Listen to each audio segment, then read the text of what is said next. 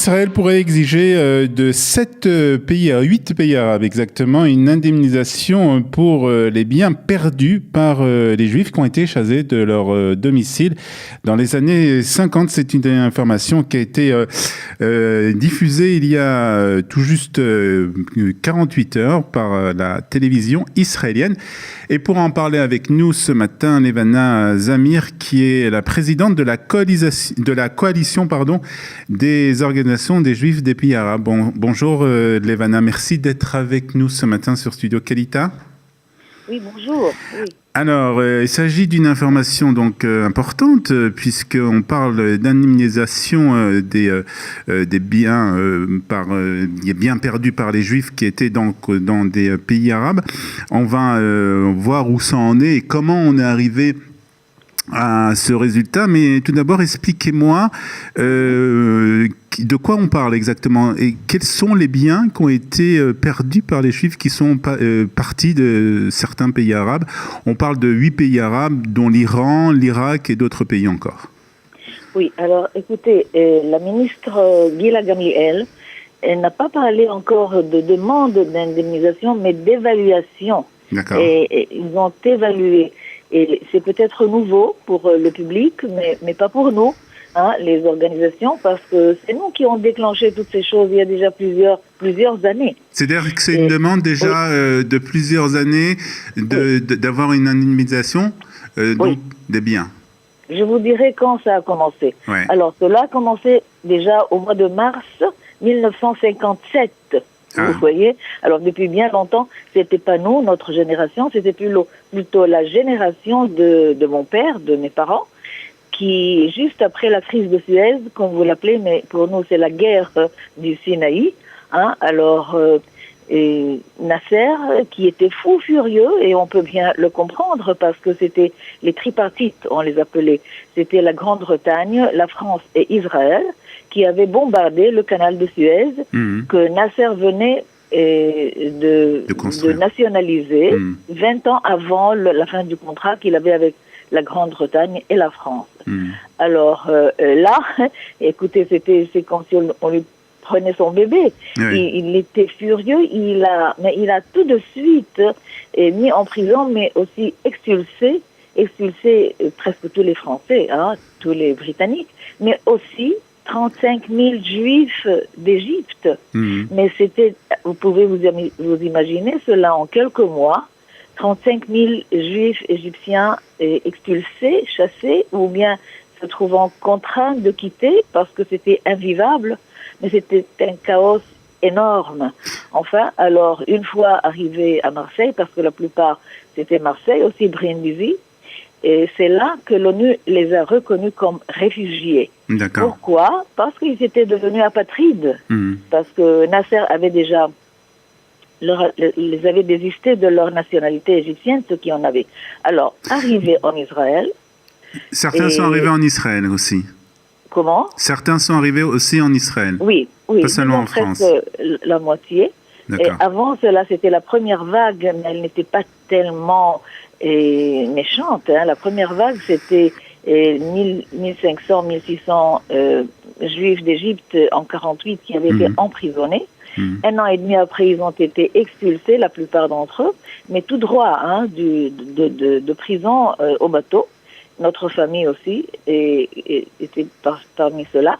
Et la plupart, en ce temps-là, étaient venus en Israël parce qu'ils ne trouvaient pas, ils ne pensaient même pas à une autre possibilité. Donc quand ces Juifs sont partis d'Égypte, ils ont laissé tous leurs biens en fait sur place. Ils ont pas eu l'autorisation de prendre rien du tout.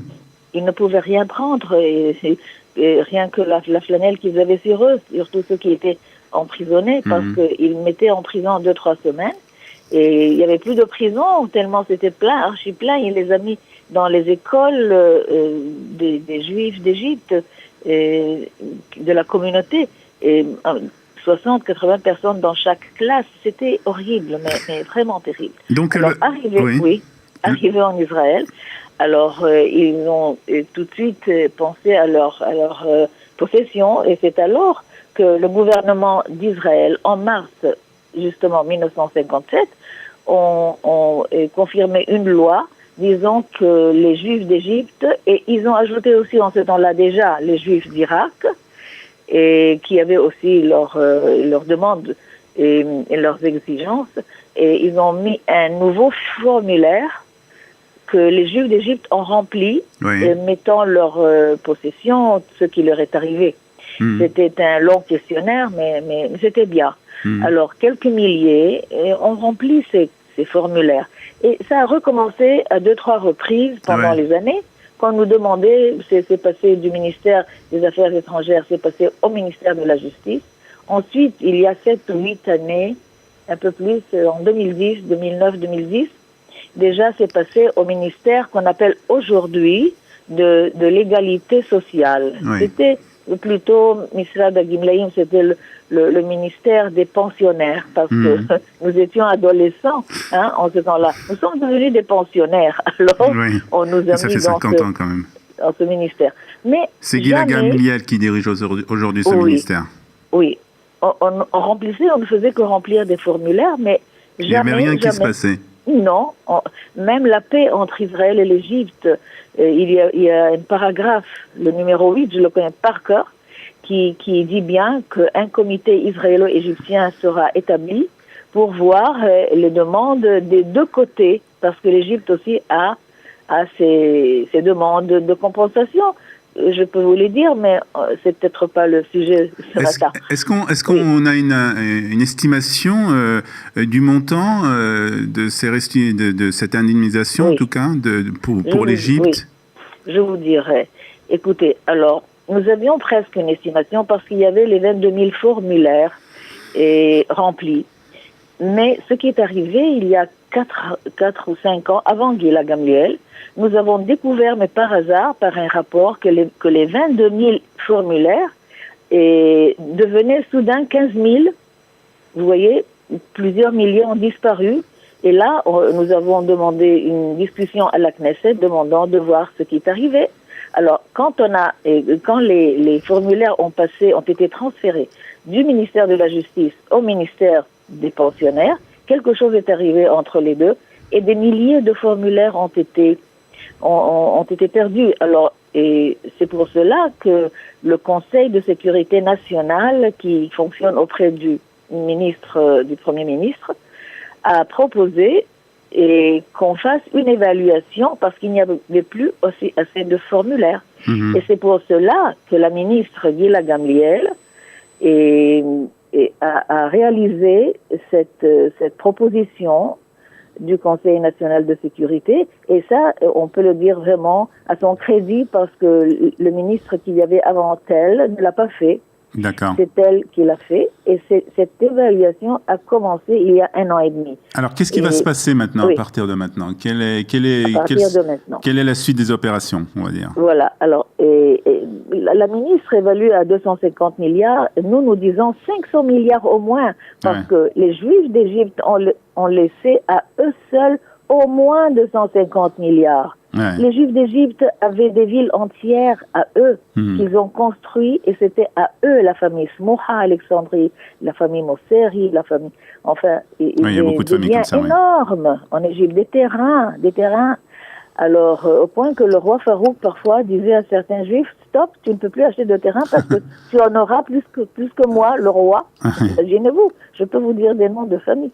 Alors, maintenant, je ne sais pas si le public a remarqué cela, mais la ministre a dit qu'un fonds international serait établi, et c'est ce fonds international d'argent monétaire allait distribuer les compensations, mais elle n'a pas dit comment. Elle a dit que ce fonds international établi ramassera l'argent qu'il faut et le remettra au gouvernement.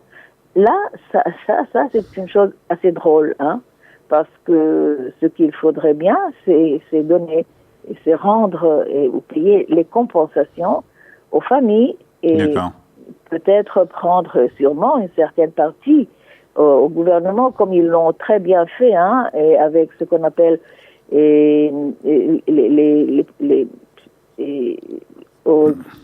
Yot et Shoah. Oui, ce qui a été payé par l'Allemagne. Oui. Les paiements de l'Allemagne, oui. Exactement. Alors, c'est bien, le gouvernement en prend sûrement une partie, mais ceci n'est pas clair et ça nous étonne bien parce que ce fonds international, ce n'est pas une nouveauté pour nous. Cela a été déjà proposé par le président américain Bill Clinton en juillet 2000. Il a dit, j'ai déjà des promesses de plus de 20 milliards de dollars et c'est la seule possibilité pour une solution de ce qu'on appelle les réfugiés palestiniens, parce que ce fonds international donnerait les compensations et au groupe de réfugiés juifs de pays arabes et au groupe arabe des Palestiniens. Donc il y aurait une parité et c'est c'est la seule façon de faire avancer ce sujet. Je suppose qu'il va y avoir encore beaucoup de pourparlers, beaucoup de discussions et beaucoup de processus avant d'arriver à un résultat. Est-ce que vous estimez, vous avez une idée quand on pourra avoir vraiment ces indignations dans la réalité pour ces familles? Je vous dirais, et suivant la proposition de Clinton, c'était le fonds international aurait été établi, mais les réparations auraient été données au moment du contrat de paix entre Israël et les Arabes. Alors, c'est pas pour demain matin, l'argent ne nous attend pas ici derrière la porte. Bien sûr. Mais ce que nous exigeons déjà, et nous avons exigé cela il y a 2 ans presque, en juillet 2016, nous avons demandé une discussion à la Knesset et nous avons déjà demandé que le fonds international soit déjà établi. Il faut être prêt. Et même, nous avons, à la coalition, nous avons demandé à la Knesset ce jour-là, c'était juillet 2016, nous avons demandé que l'argent, les réparations soient déjà distribuées, en tout cas aux juifs, aux réfugiés juifs des pays arabes, sans attendre un accord de paix quelconque. Pourquoi attendre? Vous savez déjà, il y a une paix entre Israël et l'Égypte. Attendre quoi? Et il y avait ce jour-là, avec nous, la membre de Knesset, Anat Berko. Il faut bien lui dire merci à cette membre de Knesset qui a dit, vous avez raison, moi aussi, et ma mère a laissé beaucoup de biens à Bagdad. Elle nous a montré même photo en Irak, une photo de sa mère petite fille devant une grande villa, une voiture. Elle a dit ça, je tiens toujours en poche quand je suis à l'ONU à parler avec les personnes qu'il faut. Je leur montre, je leur dis, moi aussi j'ai laissé ma maison. Nous avons la clé. Alors, elle est avec nous, Anat Berko. Elle dit, oui, il faut déjà commencer cela et ne pas attendre un accord de paix parce que qui sait quand. Bien sûr. Alors, vous voyez, nous travaillons, et très dur. En tout cas, c'est un travail très intensif et très dur. On espère que justice sera faite, justement, pour ces milliers de Juifs qui sont venus des pays arabes. On parle, bien entendu, de l'Égypte, de la Syrie, de l'Irak, de l'Iran, bien entendu, de la Libye, de la Tunisie, du Maroc, tous ces pays arabes où ils ont laissé des biens. Et on espère qu'un jour, il y aura une compensation qui sera faite, au moins en souvenir, justement, de la mémoire de ces personnes qui sont parties de ces pays. Merci beaucoup, en tout cas, Elevana, de nous avoir parlé de ce sujet et bonne continuation dans votre combat pour cette cause si juste. Merci beaucoup à vous. Merci. À bientôt. Bonne journée. À bientôt. Voilà.